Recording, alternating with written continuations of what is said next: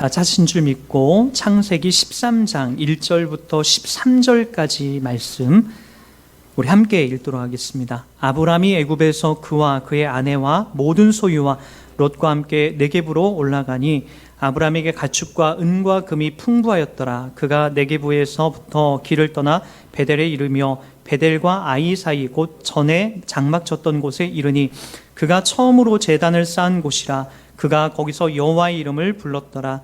아브람의 일행 롯도 양과 소와 장막이 있으므로 그 땅이 그들이 동거하기에 넉넉하지 못하였으니 이는 그들의 소유가 많아서 동거할 수 없었음이니라.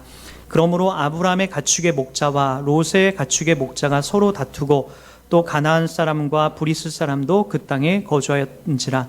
아브람이 롯에게 이르되 우리는 한 친족이니라. 너나 나나 내 목자니 내 목자나 서로 다투게 하지 말자.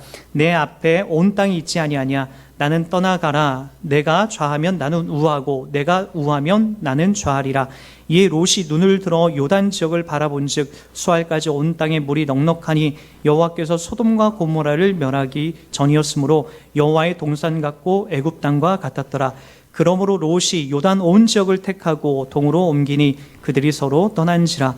아브람은 가나안 땅에 거주하였고 롯은 지역의 도시들에 머무르며 그 장막을 옮겨 소돔까지 이르렀더라. 소돔 사람은 여호와 앞에서 악하며 큰 죄인이었더라. 아멘.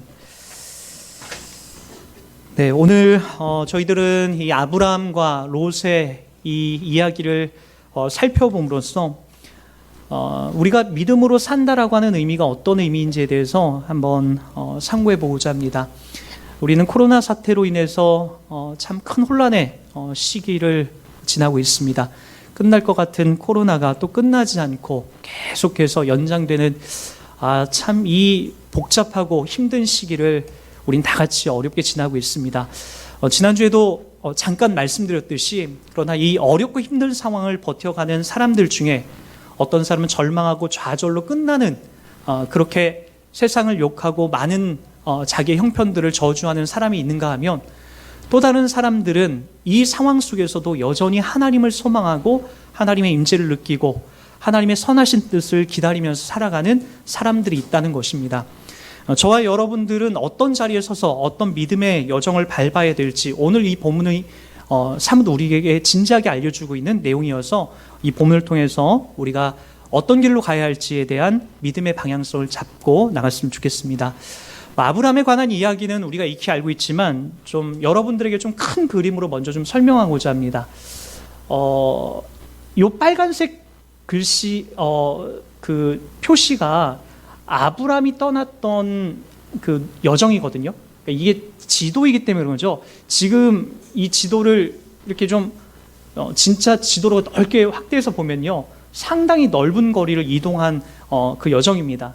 특히나 요 갈대아 이 우르 지역 있죠. 여기는 상당히 발달돼 있고 여러 가지 문명도 그리고 여러 가지 상업도 그리고 여러 가지 경제력도 있는 그 장소를 하나님이 떠나라고 합니다. 그리고 가나안 땅으로 가라고 하죠. 그러나 여기 하란에서 아브람이 멈춥니다. 더 이상 여기 가나안 땅으로 들어가지 못하는 이유는 요 우르에서 하란까지가 1차적으로 어떤 지역이냐면은 이 티그리스 강과 유프라데스 강의 어떤 문화가 같은 언어와 문화가 엮여 있는 공간이에요. 그러니까 하나님께서 여기서 한번 불러내서 여기에서 머물렀지만 창세기 12장에서 언뜻 여기로 못 들어온 이유는 하나님께서 한 번 더 여기서 음성을 들려주지 않고는 쉽게 여기를 들어가지 못하는 거예요. 그러니까 여러분들도 어떤 큰 사업이나 어떤 큰 결정을 내릴 때 하나님이 한 번 나에게 사인을 주셨지만 어떤 큰 문제 앞에서는 한 번 더 나에게 사인을 주지 않으시면은 우리가 쉽게 그 일을 결정하지 못하는 것처럼 아브람 역시도 하나님의 음성을 듣고 여기까지 옮겨왔지만 더 이상 여기에 들어가지 못한 이유는 여전히 그때 내가 들었던 그 음성이 하나님께서 들려주신 그 소식이 진짜인지 가짜인지 여전히 의심이 됐기 때문에 여기서 머물 수밖에 없었던 거죠. 그러나 그의 아버지가 죽고 나서 결국에 아브람은 하나님부터 음성을 더 듣고 하나님께서 약속하신 이 가나안 땅으로 들어가라고 합니다. 이때 아브람과 자기의 조카 롯이 함께 이 가나안 땅으로 이제 들어가게 되는 거죠. 이 가나안 땅에 들어오게 되니까 어떤 일이 벌어지게 되죠? 막상 하나님께서 약속한 땅에 들어가니까 현실적으로 되게 풍부하고 그리고 모든 것이 다 주어질 줄 알았는데 전혀 그렇지가 않아요. 엄청난 기근에 이끌려서 어디를 들어가게 되죠? 애굽 땅으로 들어가게 됩니다. 여기가 아프리카예요. 애굽으로 이렇게 쭉 들어가게 돼요. 애굽에 들어가서 어떤 일이 벌어지게 됩니까?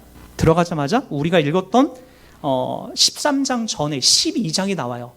그곳에 자기 아내, 아브라함의 아내를 자기의 동생이라고 하고, 물론 성경에 누이라고 하는데 실제적인 나이는 아브라함보다 나이가 어려요. 10살이나 어리기 때문에 동생이죠. 그곳에서 사라가 이집트의 왕에게, 이 애굽 왕에게 뜨이게 되고 왕의 아내로 맞아들이는 순간, 그날 밤에 하나님께서 누구에게? 이 바로 왕에게 나타나서 너 아브라함의 아내 사라를 건드리면 너 죽을 줄 알아 라고 하고, 너 빨리 아브라함을 풀어줘 라고 하면서 바로 이 애굽에 들어갔다가 그 다음날 바로 아브라함이 아내와 조카 롯을 데리고 다시 애굽을 나올 수가 있었어요. 누구 때문에? 아브라함이 잘나서 그런 것이 아니라 하나님이 그에게 그렇게 역사하신 거예요. 꿈속에 바로의 왕에게 나타나서 너 아브라함의 아내를 건드리면 죽을 줄 알아. 그리고 그에게 빨리 가나안 땅에 갈 수 있도록 그에게 여비도 주고 노예도 주고 그리고 재산도 주고 그리고 가축도 내어줘 라고 하면서 그렇게 나올 수가 있었던 거예요. 그래서 여러분, 오늘 우리가 읽었던 이제 13장을 한번 보세요. 13장에 이렇게 이제 설명이 되고 있어요. 13장 1절과 2절 한번 봅니다.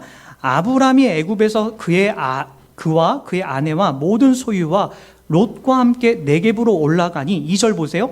아브라함에게 가축과 은과 금이 풍부하였더라. 가축과 은과 금이 풍부하였다. 이게 어디서 얻을 수 있었던 거예요? 아브라함이 가질 수 있는 형편 속에서는 기근과 어려움밖에 없었는데 애굽에 들어갔다 나와서 부자가 된 거예요.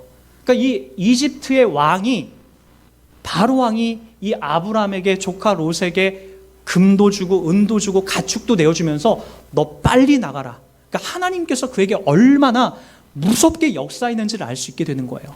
그래서 아브라함은 여기서 뭘 배우냐면요, 믿음이 무엇인지를 배우게 되는 거예요. 내가 최소한 믿고 있는 하나님은 이 이집트의 바로 왕보다는 강력한 하나님이구나라는 것을 배우게 됐던 거죠. 여러분, 그게 아브라함이 이제 조금씩 하나님을 배워가는 믿음의 여정이에요. 그러니까 저와 여러분들도 마찬가지예요. 그러니까 우리 중에 여기 많은 사람들이 있지만 어떤 분들은 정말 어린아이와 같은 믿음이 있어요. 이제 막 엄마의 젖을 먹어야 되는 그런 상황에 놓여 있는 사람들도 있단 말이에요. 또 어떤 분들은요, 아주 심각한 고난이 와도, 심지어 나에게 내일 당장 죽을 만한 어떤 큰 암이나 어떤 큰 질병이 내게 찾아온다 할지라도 절대로 하나님의 이 사랑과 은혜를 떠나서 살지 않겠노라고 다짐하는 그런 아주 견고한 믿음을 갖고 계신 분들도 있어요. 그러니까 다 다른 거죠. 아브라함도 믿음을 배워가는 거예요. 그러니까 이 때는요, 이제 엄마 젖을 먹기 시작하는 거예요. 하나님이 누구인지 배워가고, 하나님이 최소한 이 이집트의 최고로 강한 나라였던 이 이집트의 왕보다는 강한 존재라는 것을 이제 배우게 되는 거죠.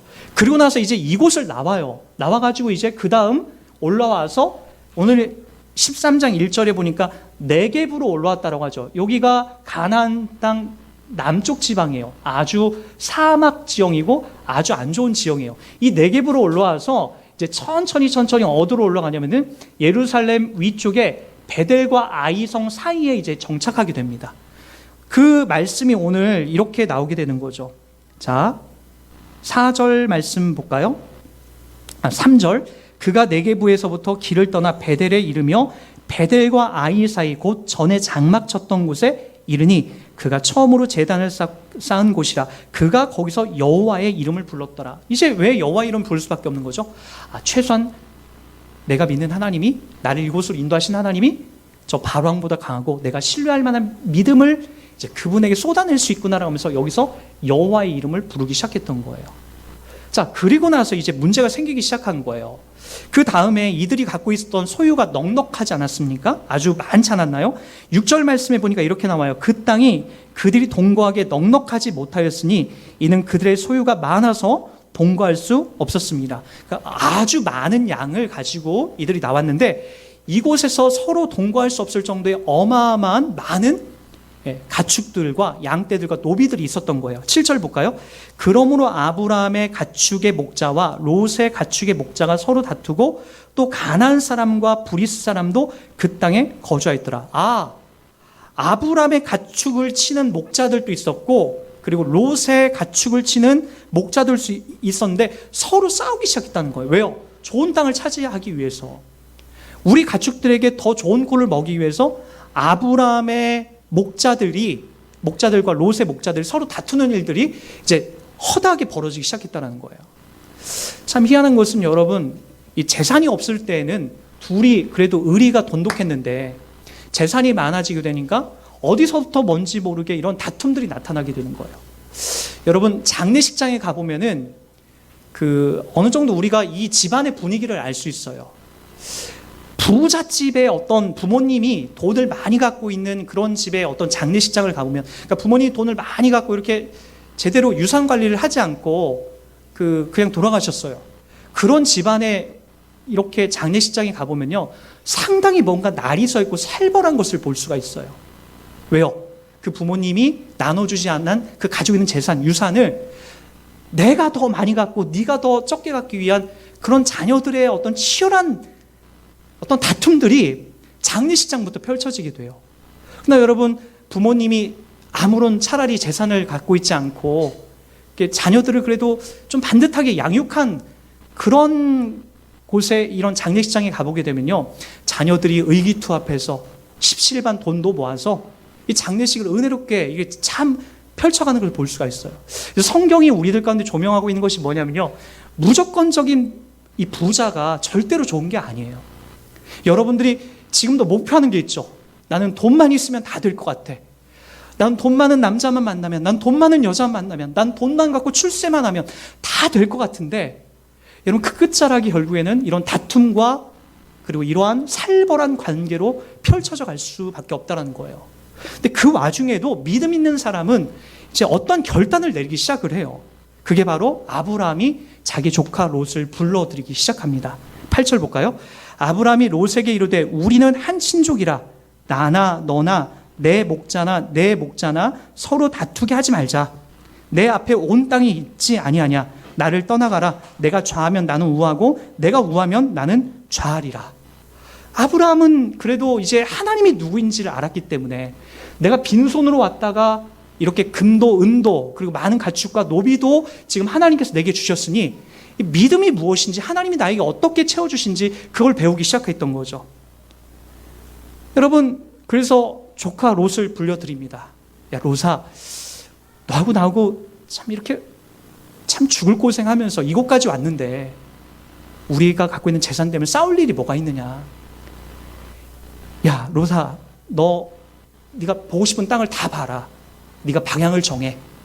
그리고 네가 가고 싶은 곳으로 가. 네가 우측으로 가면 나는 좌측으로 갈게. 네가 앞으로 가면 난 뒤로 갈게. 여러분, 믿음이 있는 사람은 이런 좀 대인배적인 이런 큰 그릇을 갖고 싸우는 거예요.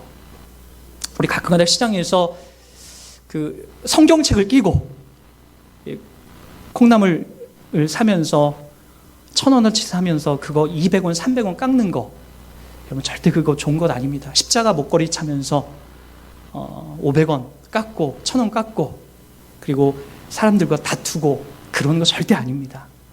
우리는 믿음을 갖고 있는 대인배라니까요. 그러니까 어떠한 상황에서도 내가 손해를 본다라고 여길런지 모르지만 그 자리에서 하나님이 우리들 가운데 만들어 가시는 분명한 선하고 의로운 길들이 있다는 거예요. 그거를 선택하는 자가 진짜 믿음 있는 사람이고 그 길을 가는 분들이 결국에 하나님의 선한 인도하심을 받게 되는 거예요. 결국에 10절 말씀 다 같이 보세요. 이에 롯이 눈을 들어 요단 지역을 바라본 즉 소알까지 온 땅에 물이 넉넉하니 여호와께서 소돔과 고모라를 멸하시기 전이었으므로 여호와의 동산 같고 애굽 땅과 같았더라. 이거 누가 지금 고백하는 거냐면요, 롯이 지금 눈을 들어서 본 거예요. 자기가 눈을 들어서 까치발 서서 쭉 본 거예요. 어디가 좋은 땅인지. 여러분, 조금 이 롯이 그래도 조금 예의가 있고 어른들을 공경하고 이 아브람과의 관계가 조금 괜찮았다라고 한다면, 아니 어떻게 제가 먼저 이것을 선택할 수 있습니까? 삼촌 아브람 삼촌께서 먼저 선택하십시오. 그리고 제가 안 좋은 땅, 제가 아직 젊으니까 제가 읽을 수 있는 힘이 있으니까 제가 좀 안 좋은 곳으로 가겠습니다라고 할 텐데 이 조카 롯은 그렇게 하지 않아요. 자기가 까치발 서서 어디가 좋은 땅인지 보니까 요단 동쪽이에요. 이게 요단강이거든요. 자, 보세요. 여기가 요단강이에요. 지금 요 지점에 있었거든요. 그러니까 이쪽으로 가면은 요단강에 물줄기가 있으니까 여기가 아주 비옥하고 풍요로운 곳이에요. 그리고 이쪽으로 가면은요, 별로 그렇게 좋은 데는 아니에요. 물론 이쪽 해안가 쪽은 좋은 땅이지만 여기는 이미 다른 나라들이 차지하고 있었고요. 그러니까 아브라함이 여기 있는 상황에서 조카 롯은 이쪽으로 이동하기 시작했던 거예요. 이쪽으로.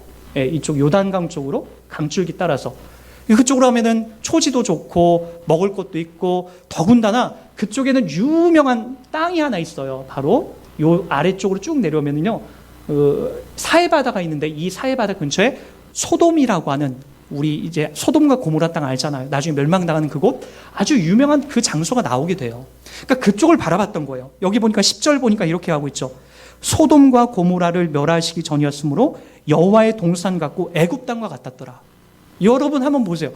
여호와의 동산 같고 애굽 땅과 같았더라. 여러분 이게 뭔가 어색하지 않습니까? 애굽은 어떤 곳이에요? 여러분 이방 땅이 아닙니까? 당시에 문명으로 치면은 가장 발전한 나라, 세계에서 가장 부강한 나라, 그러면서 가장 악한 신을 섬기고 가장 또 성적으로 타락했던 그 나라가 바로 애굽이었어요. 근데 여호와의 동산 같았다라고 하는 것은 마치 애굽과는 반대된 개념인데 지금 이 여호와의 동산 같고 애굽 땅과 같았다라고 하는 것을 이것을 롯은 어떻게 설명하냐면은 이런 환경이 마치 이 소돔과 고모라와 같이 풍요롭고 화려하고 마치 우리가 사는 우리 동네로 따지면 이 강남과 같은 그러한 아주 화려한 곳이 마치 하나님이 주신 이 복으로 착각하고 있는 롯의 믿음을 볼 수 있게 되는 거예요. 롯이 단단히 지금 착각하고 있는 거죠. 화려해야만이, 많아야만이, 풍요로워야만이 바로 그것이 하나님이 주신 복으로 착각하고 있는 그런 삶의 모습으로 살아가고 있는 이 롯의 신앙관을 볼 수 있다는 거죠. 롯은 결국에 그 자리를 찾아갑니다. 자기 눈에 보기에 화려하고 먹고 살만하고 그리고 자기 눈에 판단하기에 꽤 괜찮은 그런 지형을 쫓아서 가게 되는 거죠. 그곳이 바로 오늘 성경이 뭐라고 인터하냐면 13절을 다 같이 보세요. 소돔 사람은 여호와 앞에서 악하며 큰 죄인이었더라. 그러니까 그곳이 얼마나 악하고 큰 죄인이어서 하나님이 대노해서 나중에 큰 불심판으로 그것을 멸망시키는데도 불구하고 수많은 죄악들이 난무함에도 불구하고 그곳으로 롯은 마음을 돌이키면서 결정하여 달려가고 있는 모습을 볼 수 있게 되는 거예요. 여러분, 저는 이쯤에서 여러분에게 이런 말씀을 좀 한번 드리고 싶어요. 우리가 참 어리석게 이 땅을 살아간 분들이 의외로 많습니다. 제가 20대 때 그리고 10대 때 제가 하나님 앞에 기도한 것 중에 하나가 배우자를 위해서 기도하라고 참 많이 이렇게 코치를 받아서 배우자를 위해서 정말 많이 기도했어요. 그 대학에 올라가자마자 제 눈앞에 한 여인이 딱 나타나는 거죠. 아, 이거 분명하다. 이거 하나님이 나에게 보내주신 사람이다. 라고 하면서 정말 그 친구로 해서 제 평생 그렇게 많이 기도해 본 적이 없었던 것 같아요. 정말 간절히 기도했어요. 새벽 기도 때마다 눈물을 흘려가면서 그 자매의 마음을 저에게 향할 수 있게 해주십시오. 하나님, 저는 먹고 사는 것 이제 그런 것도 안중에 없습니다. 저 자매와만 함께하면은 뭐든지 다 할 것 같고 뭐든지 다 성공할 수 있을 것 같습니다라고 얼마만큼 기도했는지 몰라요. 그리고 첫 만남을 가졌습니다. 참 그런데 그 첫 만남이 참 냉소하게 저를 대하더라고요. 그리고 나서 계속해서 제가 추파도 던져보고 그리고 이것저것 선물도 해봤지만 마음이 이렇게 오지 않는 거예요. 그 마음 때문에 얼마나 많이 울었는지 몰라요. 왜 그럴까? 하나님, 제가 이렇게 간절히 기도하고 이런 많은 시간을 투자하는데 왜 저 자매의 마음을 돌이켜주지 않는 겁니까? 라고 기도했는데 결국에는 그 20대 제 시선으로 그 자매의 외모를 보고 그리고 그 자매의 겉모습만 보고 그리고 그렇게 좋아했던 저의 모습이 30살이 돼서 그 자매의 어떤 객관적인 모습들을 보고 하나님이 저에게 그 자매를 만나지 않게 해주신 거에 대해서 처음으로 감사하게 됐어요. 그리고 저희 아내를 만났어요. 물론 저희 아내도 저희가 저희 이상형이 아니고, 저도 아내가 뭐 그렇게 저희 이상형은 아니었죠. 그러나 참 너무나 감사한 게 있어요. 시간이 지나면서 살면서 내가 계획하고 내가 생각했던 것보다 참 좋은 아내를 하나님이 나에게 주셨다. 저만한 아내가 없다. 제가 하나님 앞에 기도하면서 예전에 울고불고 하면서 막 기도했던 그 간절한 배우자, 그때 그 여자는 아니지만 지금 나에게 하나님이 주신 이 모습, 그리고 지금 살아가면서 느끼는 그런 고마운 마음이 제 안에 얼마나 많이 하나님 앞에 감사하게 되는지 몰라요. 간혹 우리는 하나님께서 우리의 길을 마치 내 눈앞에 보여지고 펼쳐져 있는 것이 나에게 주신 어떤 큰 선물로 착각해서 불법과 그리고 악함을 저질러 가면서라도 나에게 준 현실 취하려고 노력하려고 가지려고 부단히 노력하고 애쓰는 모습을 갖는 모습들을 보게 됩니다. 여러분, 그것은 좋은 방법이 아닙니다. 때때로 하나님이 나에게 주신 방법이 그리고 조금 더디고 그리고 나에게 지금 일확천금과 같은 어떤 큰일이 펼쳐지지 않는다 할지라도 하나님이 나에게 가장 그것이 필요하고 그리고 하나님이 나에게 나의 삶을, 나의 인격을 다스리고 다듬어가기 위해서 이 과정을 주신 것이라고 한다면 여러분들에게 지금 주어져 있는 그 길이 가장 복된 자리일 수가 있습니다. 부귀와 성공과 눈앞에 화려한 것이 절대로 복이 아니라는 것을 이 이야기를 통해서 확인해야 됩니다. 그래도 하나님 저에게 일확천금을 주시고 저 소돔과 고모라 땅에 가서 내가 거룩하게 살 수 있으니 하나님 그래도 그 땅을 나에게 주십시오 라고 생각하는 분들이 있을까 봐 제가 오늘 이 롯의 이야기를 조금만 더 진행해 나가도록 하겠습니다. 창세기 19장 1절에 보면요, 이런 말씀이 나옵니다. 자, 결국에 이 롯은 소돔 땅에 들어갑니다. 그리고 이렇게 기록이 됩니다. 저녁 때에 두 천사가 소돔에 이르니 마침 롯이 소돔 성문에 앉아 있다가 그들을 보고 일어나 영접하고 땅에 엎드려 절하며, 이 소돔 땅이 너무나 타락해서 동성연애로 타락하고 그리고 여러 가지 악함이 가득가득해서 결국에 하나님께서 심판하기로 작정하십니다. 그리고 천사를 보내요. 천사가 내려와서 마침 롯이 어디에 있었냐면요, 소돔 성문에 앉아있다라고 나옵니다. 이 고대 사회에서는 소돔 성문에 앉아있다라고 하는 게 두 가지 의미로 나오게 됩니다. 첫 번째는요, 재판관으로 나와요.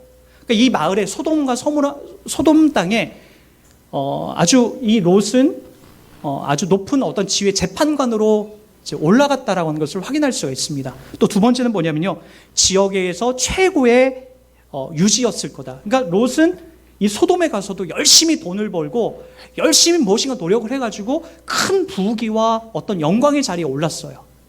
그 자리에 올라서 이 소돔 성문에 앉아서 많은 사람들을 바라보게 되고 또 많은 사람들을 재판하게 되고 또 많은 사람들로부터 질문받을 때마다 해결해주는 그런 높은 자리에 올라가게 됐던 거죠. 좋습니다. 어쨌든 우리가 생각하는 것처럼 우리가 이 땅을 살아갈 때 높은 자리에 올라가자, 돈 많이 벌자, 그것을 벌지 말라고 높은 자리에 올라가지 말라는 것이 아닙니다.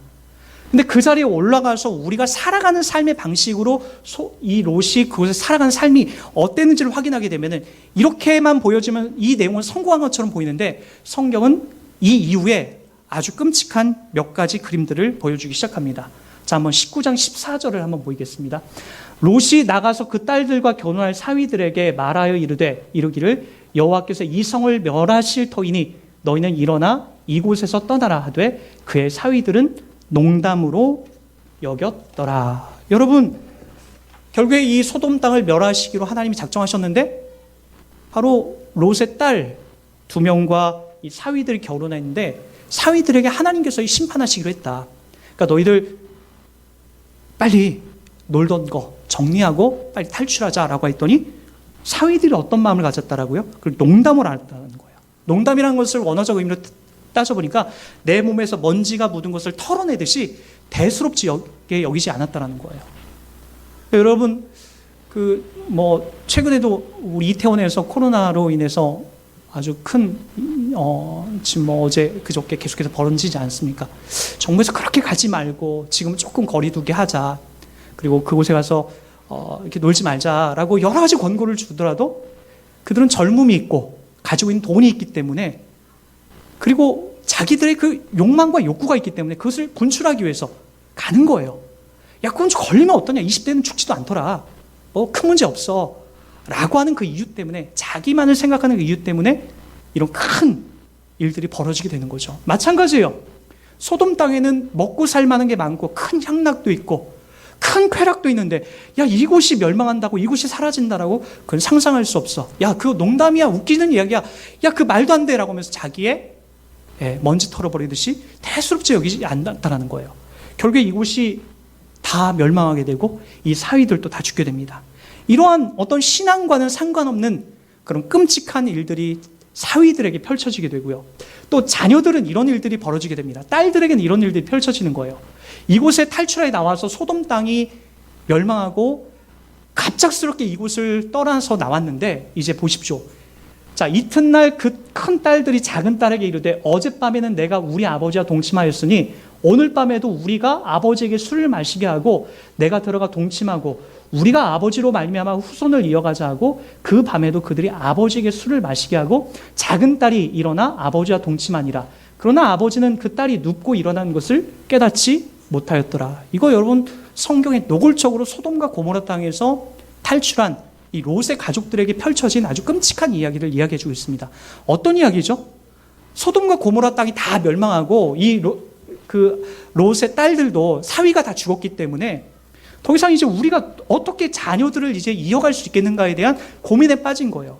그래서 어떤 일이 벌어지게 되는 거죠? 아버지하고 딸들이 살아났으니까, 야, 우리 아버지에게 술을 먹이고, 야, 우리가 아버지와 동침해서 어떤 일이 펼쳐지게 하자? 우리의 자녀들을 출산하게 하자라고 하는 아주 상상하기도 힘든 끔찍한 일들이 이 소돔과 고모라 땅에서 거했던 이 롯의 딸들에 의해서 펼쳐지게 됩니다. 여러분, 끔찍하지 않습니까? 어떻게 이런 상상할 수도 없는 일들이 아주 쉽게 이들의 계획 속에서 펼쳐지게 될까요? 소돔과 고모라 땅이 그만큼 무섭게 타락했던 도시였다는 것을 이야기해주고 있는 거예요. 여러분, 나는 괜찮을 거야 라고 생각하는 분들이 있죠. 나는 저 안 좋은 곳에 가도, 저 죄악의 소굴에 가도, 저 안 좋은 곳에 나는 절대로 오염되지 않을 자신이 있어. 여러분, 그렇지 않아요. 죄라고 하는 것은 얼마나 우리를 무섭게, 우리를 잠식하냐면, 안 그런 것 같은데, 나는 거룩한 것 같은데 어느 순간 자고 있으면 스물스물 나를 집어삼키고 있습니다.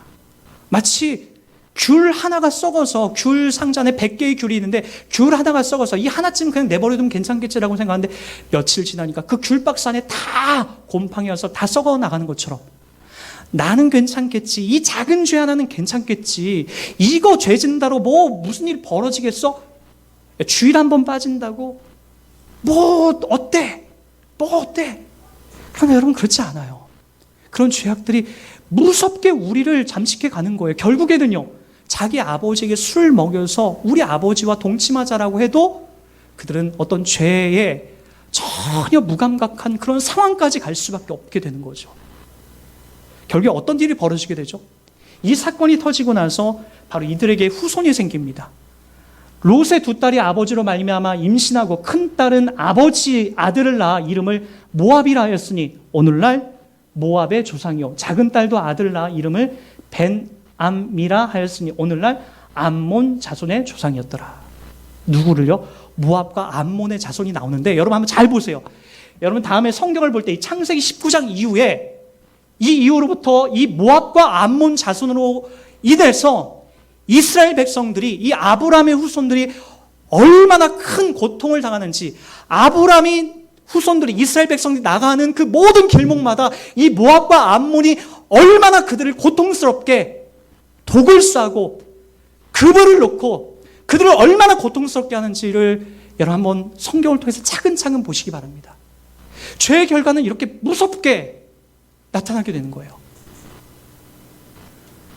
이것이 롯의 인생이었어요. 그리고요, 롯은 결국에 이 모든 일들을 살아가면서 성경은 이런 평가를 내립니다. 베드로서 2장 6절과 8절입니다. 소돔과 고모라 성을 멸하기로 작정하여 제가 되게 하사 후세 경건하지 아니할 자들에게 본을 삼으셨으며 무반 자들의 음란한 행실로 말미암아 고통당하는 의로운 롯을 건지셨으니 이는 이 의인이 그들 중에 거하며 날마다 저 불법한 행실을 보고 들음으로 그 의로운 심령이 상함이라. 여기서 의롭다라고 하는 것은 그 롯의 어떤 행실이 의로웠다는 게 아니에요. 이것은 신분적인 의입니다. 가나안 땅을 갈대 우르를 나와서 저 하나님이 약속하신 땅으로까지 인도함 받았던 이 롯도 하나님께서 약속으로 부름받은 하나님의 의로운 사람이라고 부름받은 신분상 의로운 사람입니다. 마치 저와 여러분들 마찬가지예요. 이 땅에 우리가 천국은 누가 갈 수 있는가에 대해서 이런 질문을 해보면은 여러분 도덕적으로 율법적으로 착한 사람이 천국 가는 게 아니라 조금 모간하고 부족하더라도 우리가 예수를 잘 믿고 있는 사람, 예수를 믿고 있는 사람이 천국 가게 되는 거예요. 왜요? 예수님이 이 십자가에서 저와 여러분들의 죄를 다 담당해 주셨기 때문에. 그래서 로마서 4장에 보면은 복에 대해서 이렇게 설명하는 거예요. 그래서요. 죄가 가리워짐을 받은 사람, 그가 죄가 없다라고 인정받은 사람이 복이 있다라고 나오는 거예요. 기독교 신앙은 내가 의롭게 착하게 살았느냐의 문제가 아니라 바로 예수 그리스도께서 나를 예수 믿게 하셨는가. 그것이 바로 의로운 사람으로 부름받게 되는 거예요. 여기 롯도 그런 의미에서 의로운 거지 이 행실이 착하고 행실이 의로웠다는 게 아니에요. 그래서 여러분 이 롯은 신분상 의로운 사람이었지만 그의 행실이 어둡고 복잡하고 죄악 많은 소돔 땅에 거했기 때문에 어떤 일이 벌어졌다라고요. 여기 보세요. 맨 마지막 줄. 그의 의로운 심령이 뭐하다? 상했다라는 거예요. 저는 이 느낌이 어떤 느낌인지 알아요. 여러분 맛있는 걸 많이 먹어도 행복하지 않다라는 것 여러분 느껴보셨죠? 돈을 내가 많이 쥐어봤는데 이상하게 이 돈을 갖다가 착한 일, 좋은 일에 내가 쓰려고 하는 것이라 아니라 자꾸만 나쁜 일에 쓰고 나쁜 일에 쓰면서 또 내 마음이 허무해져요. 내 심령이 자꾸만 배고픈 거예요. 내 심령이 자꾸만 괴로운 거예요. 여러분들도 그랬잖아요. 좋은 직장만 얻으면 하나님 직장만 주면 하나님 나 다 얻은 것 같아요. 나 정말 하나님 앞에 감사헌금 11조 다 하면서 정말 착하게 살 자신 있어요. 하나님만 신뢰하면 살 수 있어요 라고 했던 분들이 막상 정말 좋은 직장에 가고 안정적인 직장에 가고 그 다음에 전 참 많이 봐요. 헌금 생활은 나다하고 교회를 안 나오신 분들도 허다하게 많이 봤어요. 청년부 사역을 하면서. 왜요? 돈이 생기니까 그걸 쓰고 싶은 거예요. 근데 그 쓸 수 있는 시간이 토요일, 주일밖에 없거든요. 그러니까 그 돈 쓰면서 살아가는 그 재미에 하나님 앞에 약속했던 그것은 까맣게 잊게 되는 거죠. 여러분, 그러한 상황이 계속해서 반복되면서 심령이 상하게 되고 행복하지 않는 그런 마음들이 채워지게 되는 거예요. 여러분, 이런 의미에서 우리의 삶이 어떤 길을 지향해야 되는지를 확인하셔야 됩니다. 여러분, 오늘 말씀 다시 한번 10절을 다 같이 한번 보시기 바랍니다. 오늘 말씀을 총 정리하면서 여러분들이 어떤 삶을 살아야 되는지에 대한 이야기를 한번 살펴보고자 합니다. 결론적으로 맺어가겠습니다. 13장 10절 다 같이 한번 읽어볼게요. 이에 롯이 눈을 들어 요단 지역을 바라본 즉, 자, 여기까지 한번 보겠습니다. 이에 롯이 눈을 들어 요단 지역을 바라본 즉, 이 요단 지역이 소돔과 고모라 땅이 있었던 지역이 있어요. 여기서 이 주어가 누굽니까? 주객이 누굽니까? 롯이에요. 롯이 눈을 들어서 요단 동쪽 지역을 바라보고 그곳이 화려하고 그곳이 풀들도 많고 살만하니까 자기의 주관적인 생각을 가지고 그곳으로 눈을 들려서 찾아갔던 거예요. 자, 이제 여러분 우리가 이제 한 구절을 더 볼 거예요. 제가 요거는 좀 가져왔거든요. 자, 다 같이 한번 보겠습니다. 13장 14절 보겠습니다. 자, 다 같이 한번 읽어볼게요. 시작. 롯이 아브람을 떠난 후에 여호와께서 아브람에게 이르시되 너는 눈을 들어 너 있는 곳에서 북쪽과 남쪽과 그리고 동쪽과 서쪽을 바라보라. 여기에서 주어가 누구예요? 롯이 아브람을 떠난 후에 누가? 여호와께서 아브람에게 이르되 너는 눈을 들어. 누가 명령한 거예요? 하나님께서 명령한 거예요. 롯은 내 계획 속에서 내가 눈을 들어 바라본 곳으로 찾아갔지만 내 계획을 세워서 내 생각과 내 판단력이 합리적이고 내가 똑똑하고 내 경험이 있고 내가 가지고 있는 백도 있고 하니까 내가 눈을 들어서 찾아갔지만 아브라함도 은금도 있고 백도 있었거든요. 그럼에도 불구하고 철저하게 하나님의 시간을 기다렸던 거예요. 하나님이 나에게 말씀한 시간, 좀 더디더라도 좀 어색하더라도 죄 짓지 않고 인내하면서 그 자리를 기다렸더니 여호와께서 이제 너 눈을 들어서 네가 보고 싶은 데를 봐라. 그리고 나서 북쪽과 남쪽 그리고 동쪽과 서쪽을 바라보고 그 땅을 하나님께서 부여줬다는 거예요. 우리는 아브라함의 이 인생의 후반기를 설명하지 않아도 여러분 다 알 거예요. 아브라함의 이 복에 대해서. 롯에 대해서는 아까 제가 설명했습니다. 저와 여러분들의 이 두 길이 지금 여러분들에게 갈라져 있어요. 딱 있어요. 여러분들이 지금 보고자 하는 길은 이 롯이 간 뻔한 길입니까? 아니면 좀 힘들지만 어렵지만 더디지만 좀 괴롭기도 해요. 맞아요. 속상하기도 하기도 해요. 여러분 어떤 길을 가고자 하십니까? 우리 인간이 참 어리석어요. 하나님이 우리 삶 속에 귀찮게 느껴질 때가 참 많아요. 내가 하려고 하는 것마다 자꾸만 브레이크를 거는 것 같고 하나님 때문에 마음껏 놀지도 못하고 하나님 때문에 뭔가가 답답한 마음도 좀 생기고. 그러나 여러분, 우리 인생의 결말이 그러한 삶으로 가면, 소돔과 고모라 땅을 쫓아가면 어떠한 일들이 펼쳐지는지 이미 다 결론이 나 있습니다. 여러분들도 그 길을 가다 보면 분명히 두 글자가 여러분 앞에 찾아오게 될 겁니다. 멸망, 그리고 공허한 마음이 여러분 가운데 찾아옵니다. 그러나 더디더라도 하나님의 시간이 나에게 지금 바로 오지 않더라도 여러분 하나님이 원하시는 그 삶의 자리에서 신앙과 믿음을 갖고 여러분의 삶을 착하고 아름답게 갖고 가주십시오. 하나님의 약속된 그 시간 속에서 분명히 주님이 만들어 가시는 선한 결과물들이 여러분들에게 펼쳐지게 될 것입니다. 믿음이란 보이지 않는 그 길을 가는 거예요. 어렵더라도 그 길을 가다 보면 분명히 하나님은 저와 여러분들에게 모든 에너지를 쏟고 계십니다. 그 하나님이 여러분의 인생을 절대로 멸망시키거나 아프게 하지 않습니다. 그 하나님의 손 안에서 선한 길을 만들어 가시는 그 하나님의 역사를 저와 여러분들이 발견하는 복된 인생 되길 바라겠습니다.